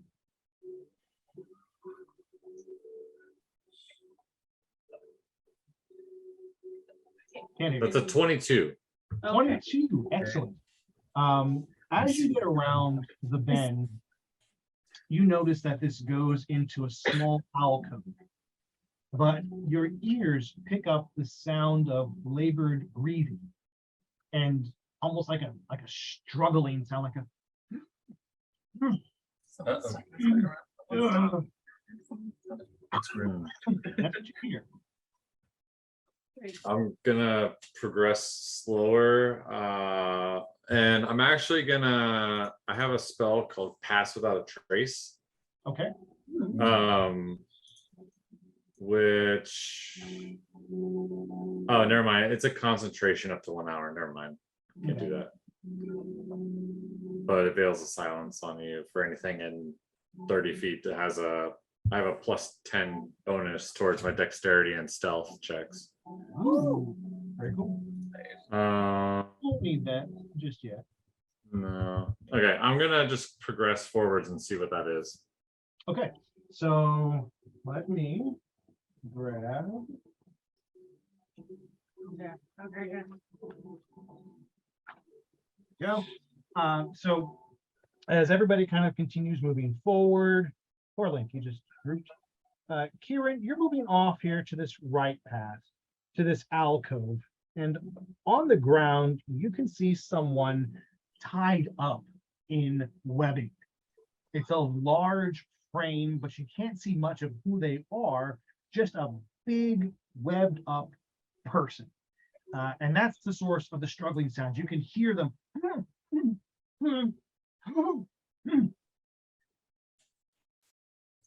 I'm not going to free their mouth, but I'm going to start cutting away at and like kind of burning carefully away at the webbing to free them.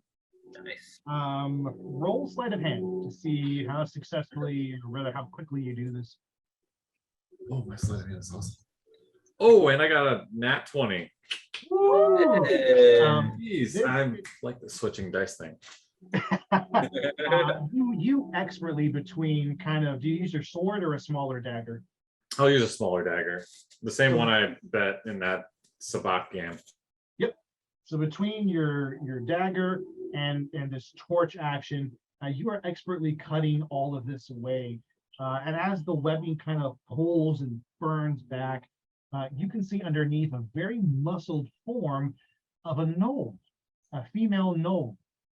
Judging by her clothing and her ornamentation, you suspect that she's a clan leader. And as her mouth is free, she kind of watches what you're doing, and she goes, "Oh, thank you. Thank you very much. I thought I was going to die down here. Who may I give my thanks to?" I'm actually gonna like silence her for a moment Hmm. and motion for her to follow, as like letting her very visibly know with my physical movements that like we are not safe yet. Come with me, and I'll back down the hallway to the main hall, and then I'll tell her my name is Kirin. We're looking for one of our friends. As she catches up, as you all catch up with the rest of the group, you see her kind of sniffing around, and she goes, "We are safe here for now. I am Shenzi, your friend. Did she have a metal arm and horns?"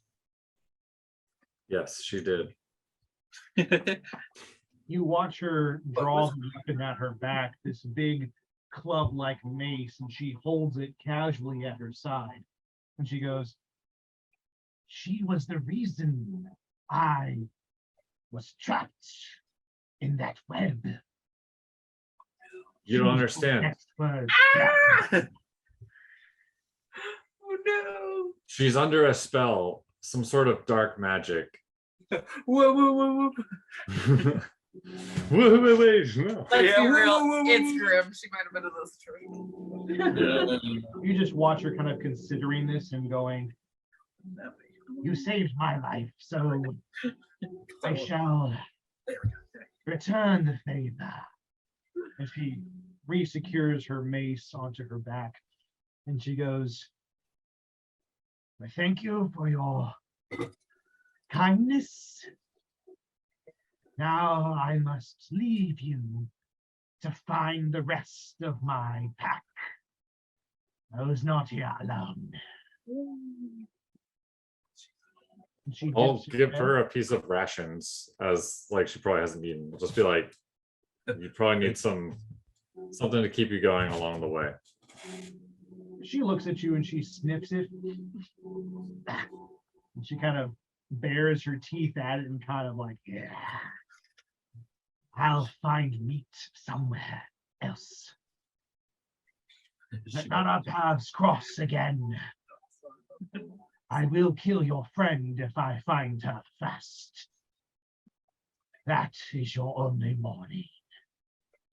And you see her turn and, very feral. She gets low to the ground as she sniffs, and you watch her head towards the left, farthest left tunnel. And you can hear these big, heavy footfalls, these pads, as she runs through the tunnel and heads in that direction. When she was standing next to all of you, she was easily about 7.5 feet tall. A very big gnome. She's a big girl. And so off she goes out in this direction. Yada, yada, yada. Making new friends. Well, that was interesting. Seems interesting. I'll kind of like catch up to the group who's partially down the main aisle, and I'll be like, anyway. Anyway. And so Nim, of course, as you saw, you hung behind a little bit and Yeah. kind of watches Kirin, catches up to the party. You see her skirt off into the distance, this Shenzi hyena-like knoll. And you all continue deeper into the cavern until it opens up, and you're kind of a little bit further.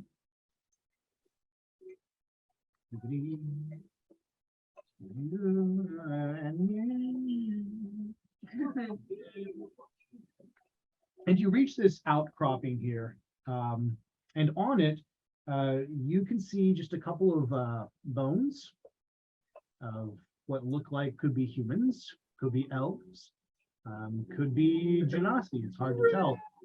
Definitely bipedal humanoid creatures that feel like they could be you, just sort of laying out in different parts, scattered around as if something was picking at them and eating. Past this this sort of ledged area, you can see two main paths. One that leads to the left and one to the right. In fact, those two paths, if you want to turn the camera, are right here for you.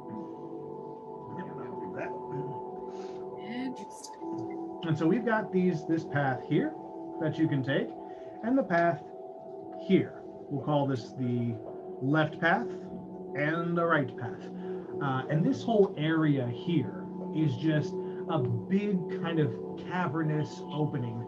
And Kirin, since you've been curious about the walls and the rock faces and everything, you're kind of scanning your torch around. And in here, not only do you see writing, but you can see murals, paintings within this cavern. And in fact, as he's scanning around, all of you can kind of see that there are drawings in this space. Interesting. Are there any distinguishing visuals in these paintings?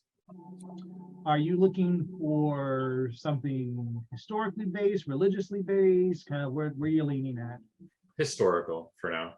Okay, so give me a history check. 18 plus 2, 20. Okay. Man, we're rolling really good tonight. You notice a couple of things quickly. The first is the image of the Triforce as it's kind of being presented in a couple of different locations. You see the three triangles brought together, and you see this figure, this female elf with kind of purple robes, this crown on her head, different jewels and ornamental armor hanging off her shoulders and wrist. And you see her reaching up towards the Triforce. And that's kind of a central image. And moving off from that, you see smaller variations of the Triforce in what you can assume are historical moments in this land's history, all sort of leading up to this moment. Astrella, are you also following Kirin's light and looking at everything?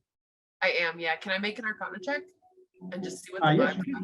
you can make it hard. You can gain the vibe, yeah. Do we have magic vibes? Let's see. I sure hope. I sure hope so. Okay. 21. 21. You two are on fire tonight. Look at you rolling so high. As you're watching kind of Kirin move through this and almost looking at him piece the history together, you reach out and you can feel the energies of the Triforce itself. You remember what that was like, being in the second deck of the ship next to Grim as she touched the Triforce of power. You get a similar sensation from these murals. And as you look at the center one of this elf holding her hands up to a unified Triforce, you almost see your deity kind of nod and smile at you as if to say, this is Hylia. This is who you're looking for. Nice. You also notice that your hand, as you kind of, scan around the room, your Triforce symbol starts to glow a little Peter bit. There's a bit of green coming from your Peter tingle.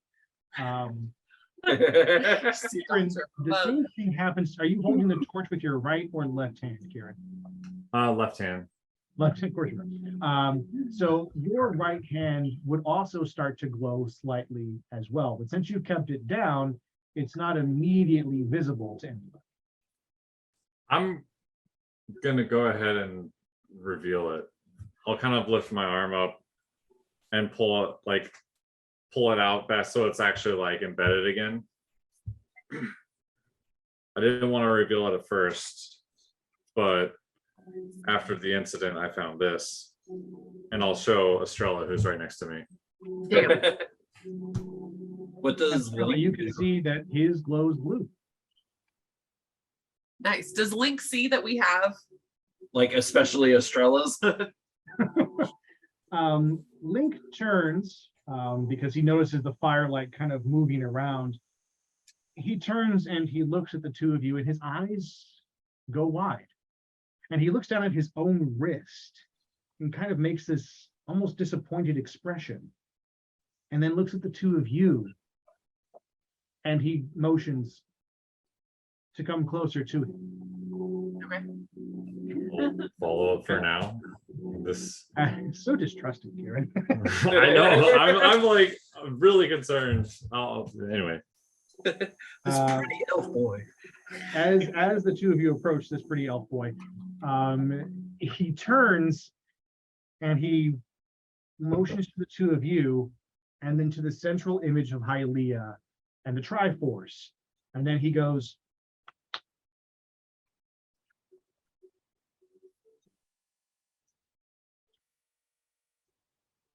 Are we supposed to put our hands? And do we go touch it? Do we go touch it? I'm gonna go touch it. Yeah, I'll go touch it too. Put my hand up on it. As you do, so as you move up to it and touch it, you notice that you can feel a warmth in your hand. And it gets stronger as you move towards one particular triangle. For Kirin, it would be the bottom left triangle. For Astrella, the top triangle. Do you move your hands to that position? Yeah. Yeah. As you do, these triangles start to glow with the same energy as your wrists. And nothing hurts, but you can feel power vibrating behind the wall. And when that happens, writing appears to either side of those triangles in the same color and lights up around the space. It's written in Elvish, in Hylian Elvish. You have a moment to where if you wanted to, you could write down the symbols, Yeah, but I'm gonna take out her book and try to scribble it down real quick. and you can do that. They stay lit up for a couple of minutes, and as you kind of write through the symbols, unfortunately, none of you know what it says. It's written in a form of Elvish that is not recognizable to either Nim or Astrella, and without Grimm's ability to sort of translate things on the fly, you're left in the dark as to what it means, though you instantly sense an importance behind the words there. Does Link have any kind of visual response to this happening? As Link watches, and you turn to him, you notice that there are tears welling up in his eyes. And you're not sure exactly what, he's not giving you anything more than that. You just see these tears sort of well up and a couple fall down his cheek. And as he notices that he's, kind of crying, he wipes them away and he goes, indicating to keep moving on. I'll pull my hand down. And I'll ask Link, I'll be like, do you know what that says? Link looks at you and he nods, and he proceeds to sign out exactly what the blue script and the green script read. It goes by so fast, but Nim, you catch one word for each sentence that's up there. For the green, you catch the word wisdom. And for blue, you catch the word courage. And those two are the only ones that stand out in your mind as you watch him sign. I relay that as he's signing them. And That's all I can catch though. I don't know. as you say the words out loud, Link nods vigorously, points to Kirin, and signs courage again. So apparently you have courage. And he looks to Astrella. He makes the sign for wisdom. And your Makes sense. And then he points at the last one that remains, and he goes, how? Apparently the one Grim has is power. This is bad. This is bad. This is bad. I like how much like dark intensity is in this version. It's really cool. You have two choices in front of you, the left or the right path. Just in case you're wondering, as Nim shines the crystal, it glows equally in both directions. It now has a very steady, much brighter glow. It's not at full capacity, but it's not going to tell you which way. And Link, you see him looking around, trying to figure things out with the runes on the wall and everything, but he's not sure of the path either. It really is a choice of left or right. Who My wants to vote's for left. passionate she is? Come on, let's go. What about Are we ready? what about the path? So the one that Shinzi went down was earlier. That was earlier. Yes. That was earlier. Yeah. Okay. Now it's just left and right. No, it's just We went okay. She doesn't have our stone that kind of guides, though, so Yeah. we probably could be closer than she is, Most likely. most likely. My vote's still for left. Left. Can I make a He's got the thing of wisdom. I trust him. No, he doesn't. I have the thing of wisdom. No, you have courage. No, I She have has the wisdom. wisdom. I have the courage, I think. Oh, If I got the colors wrong, then that's my fault. But You know what's yeah. happening She's here? wisdom, think Kirin's she's- courage. Do you need me to I wrote explain it. the game for you? I have the green one. I have wisdom. Oh, I had to talk with my deity. Talk about- yeah, you have the green one is courage. No, the blue one's courage. Oh, the green one. So that's my fault. That's my fault, Yassin. So then Kirin is courage and Astrella is wisdom. Whatever colors those are, they go. So Oh, okay. my fault. And I need to read the lore a little bit better. I got this whole big book back there for all right. So we've got Nim. What do you want to do? I wanted to take a quick look at like both sides and see if there's anything I can. Sure. Which side do you want to check first? Right, since everybody's saying left. Okay. Go ahead and give me a perception check to the right. And how far in are you going to walk to? Not very far. I don't want to go out of the range of vision. Okay. So you're just Kind of gonna- a visual. right at the entrance. Okay, go ahead and give me a perception check. That's a 9. Yeah, 9. Plus 6. 15. 15. Okay, so give Uh-oh, me- step back in his chair, guys. give me a strength saving throw. Oh, fuck. No. Ruh-roh, Raggy. Oh no. Another 9 plus 5, so 14. Okay. So here's what happens, and here is how we will end the night. Oh no. Sorry, guys. Uh-oh. As Nick moves over to the right path, she can see on the ground more bodies wrapped up in webbing.